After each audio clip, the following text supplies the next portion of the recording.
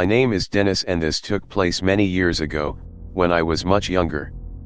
Back then, I would always play Super Mario 64 for the Nintendo 64 and I had many friends that I would talk to about Super Mario 64 in an MSN group.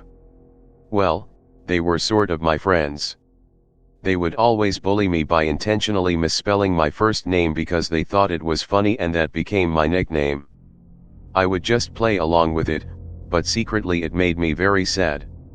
One of the names that stands out to me is Asnob.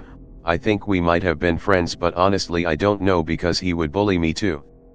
Andreas from the United Kingdom was nice to me for the most part though, his nickname was Ducky SM64. Also, Miles would always upload YouTube channel updates that no one cared about. Anyway, one time late at night all the bullying got to me and I went downstairs to take a break from it all. I decided to look through our kitchen to find something to eat. I saw some tortellini, but I do not like pasta with filling, so I looked for other options. I was hoping that we would have my favorite soup which contains potato, leek, and bacon. Even if we didn't have any, I would settle for other options like goulash or tomato soup, both of which I also enjoy. I also like potato soup, even though I usually don't like potatoes. Unfortunately, we did not have any soup, but I lucked out when I saw that we had some salt and vinegar chips, which are my favorite flavor of chips. That's when I had a sudden realization.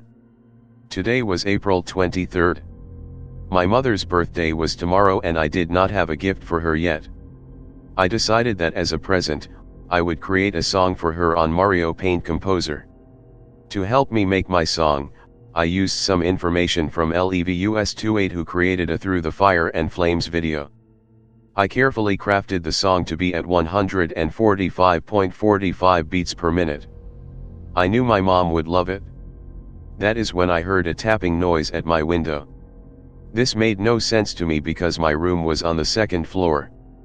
I immediately shut off all of my lights and I hesitantly crept towards my window and peeked outside. There was a figure standing outside, looking around aimlessly. Who would be outside this late on a cold Sweden night? I saw the figure move closer to my house and I was worried that whoever it was would try to break in. As he got closer, I could make out that the man was wearing an eye patch. This frightened me a bit, but at the same time I thought about how annoying it would be for me to wear an eye patch because of my somewhat long hair. You see, nowadays I have pretty short hair, but when I was younger I had much longer hair. Anyway, as the man approached I fixated on his single visible eyeball. I fell into a trance. I can't remember anything. Can't tell if this is true or dream. Deep down inside I feel to scream. This terrible silence stops me. Darkness. Imprisoning me. All that I see. Absolute horror. For a moment all I could see were images of Mario Paint Composer and then I snapped out of it and returned to reality. Thinking quickly, I opened my window and yelled down at the man, asking what he was doing here.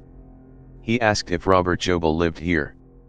I told him no and he apologized saying that he must have had the wrong house. That didn't sit right with me and I had a feeling he just made an excuse when he got caught.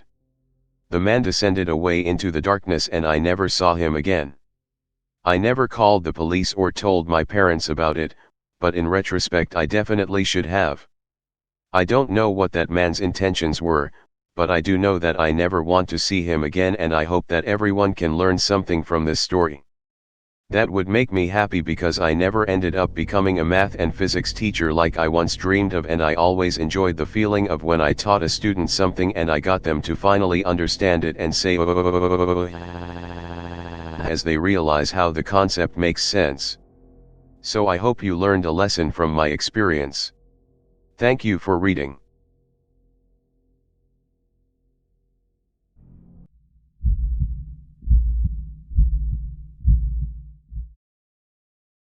Hi everyone. I'm Jack Crawford and it's time to talk about a scary experience I had. Now in order for you to understand this story, you're going to need to understand that I am vegan. I do not usually like telling people that I am vegan, but it is crucial to this story, which is the only reason I am making it known. So no, I will not eat meat or eggs or goulash or anything containing animal products. I am mainly a vegan for ethical reasons, by the way, and, yes, if I were stranded on an island and had to eat meat to survive, then I would. And I think that these kinds of hypothetical situations that people always like to bring up whenever I mention that I am vegan are pretty pointless, annoying, and do minimal levels of intellectual stimulation. Obviously I want to survive. As an example, one time I was sleeping and I woke up with a spider on my face and I immediately swatted it off of my face. I do not feel sorry for the spiders and cockroaches that get in my way, and I can get by just fine eating peanut butter sandwiches, nuts, legumes, and vegetables. Anyway, this story takes place in Atlanta. I was going to school here around that time, studying computer science.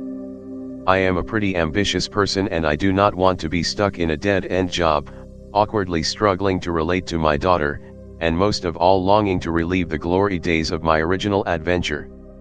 That is all hypothetical though. I just really want to be sure I go down the right path in life, which is why I ended up doing some software engineering internships. Anyway, I was walking down a street late at night and thought that some man wearing a weird hat was following me. Although I am 6'2", I am pretty skinny and look young for my age, so I was not too intimidating and had to be careful walking at night. After turning a few corners, I realized that I was no longer being followed by the man in the weird hat, as I could not see him anywhere and that weird hat stood out very distinctly. Relaxed, I let my mind wander to all the video games I was excited to play. I really love video games. Specifically puzzle games. I hate Japanese role-playing games like Xenoblade Chronicles. They are very low effort and a waste of time, and I cannot fathom why anyone would want to play such a piece of garbage. Suddenly I looked in front of me and the man who was following me earlier hopped out of an alleyway and was now directly in front of me. "Surprise," he said enthusiastically. He said that he wanted to sell me his iconic cap. I told him that his hat was a 3 out of 10 and that he could take his capitalistic endeavors elsewhere. The man left and I never saw him again. I guess I was just paranoid over a salesman, and luckily I got to avoid interacting with him too much. He was way too happy and it was actually a little creepy. I never told anyone about this, but I hope everyone here enjoyed my story. Please be careful walking the streets of Atlanta at night, you never know who you might run into.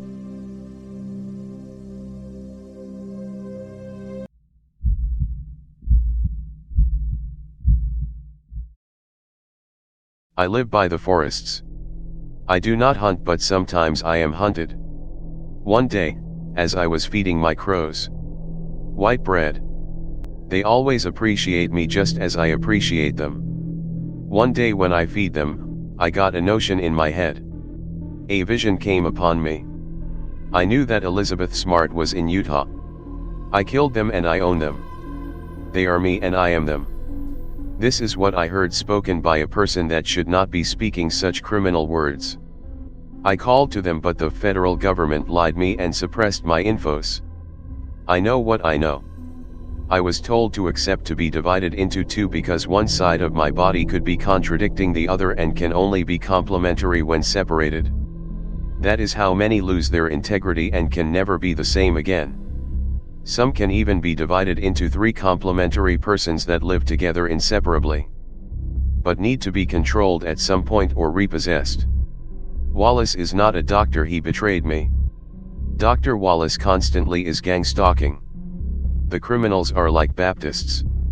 They lie that they doing a religious work but are killing, possessing people, and organizing horrific crimes. I am always dehumanized and killed off by those ones of the hospital that is supposed to help me. My story will get banned by YouTube, please save it first. Crooks think we'll own my reputation, wrong.